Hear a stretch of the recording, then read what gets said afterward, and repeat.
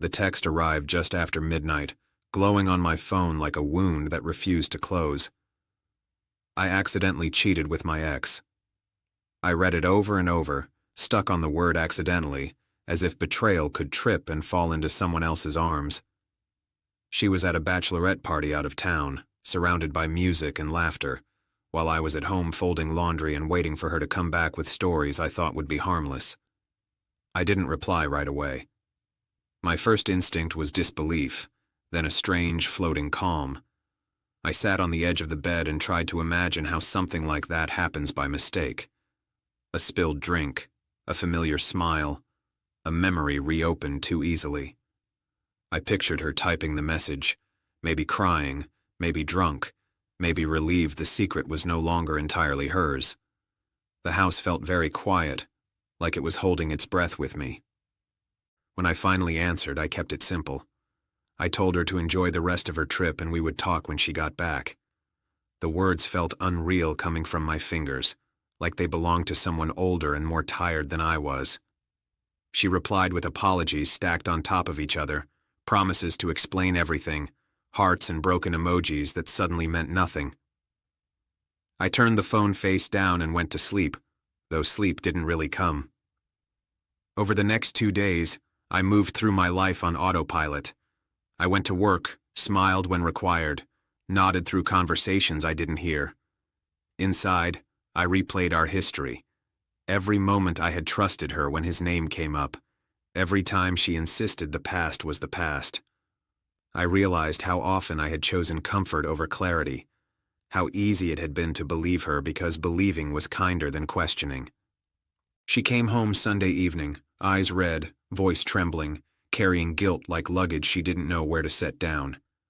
She told me it was a mistake, that she was drunk, that old emotions resurfaced. She said it didn't mean anything, that she loved me. I listened quietly, letting her words fill the room and then fall flat. When she finished, she waited for me to fix it, to tell her we would survive this because that's what I always did. Instead, I asked one question. Why did you still have his number? She froze, just for a second, but it was enough. She said it was harmless, that they checked in once in a while. That second stretched into something painful and clear.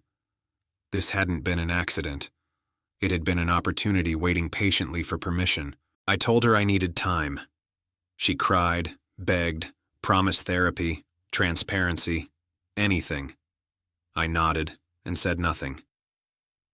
That night, while she slept restlessly beside me, I made decisions I had been avoiding for years. I stopped thinking about revenge as something loud and dramatic. I thought about dignity, about quiet consequences.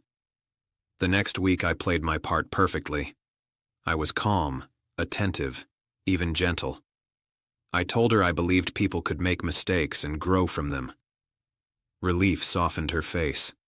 She started talking about rebuilding trust, about how grateful she was that I was so understanding. She didn't see what I was really doing, didn't notice me separating finances, copying messages she had forgotten to delete, documenting everything with the precision of someone finally awake. I reached out to her ex too, not with threats, not with anger, but with a simple message letting him know I was aware of what happened and that lawyers would be contacting him if necessary. He didn't respond. He didn't need to. His silence told me enough. People like him thrive in secrecy, not daylight.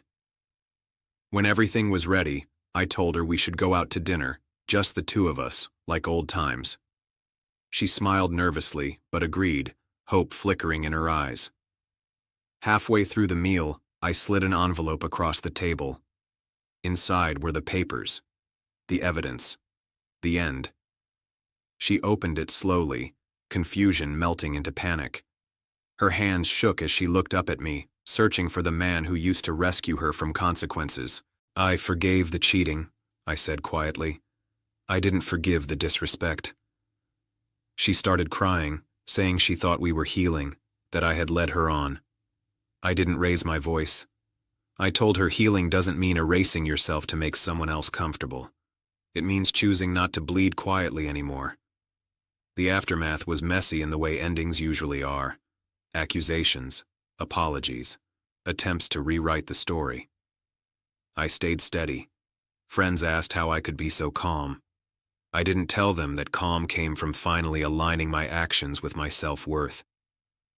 The revenge wasn't watching her suffer. It was watching myself stop settling. Some nights, the sadness still creeps in. I think about the life I believed in, the future that dissolved with one careless text. I grieve the version of us that might have existed if honesty had come sooner. But the grief no longer controls me. It sits beside me, quiet and manageable. She texted me once more weeks later, saying she never meant to lose me, that it really was an accident. I didn't reply. I had learned that closure doesn't always come from the other person understanding. Sometimes it comes from walking away without explaining yourself again. That message from the bachelorette party changed everything. She thought she was confessing a mistake. What she really did was give me the truth I needed to choose myself. And in that choice, wrapped in sadness and silence, I found a piece I hadn't known I was missing.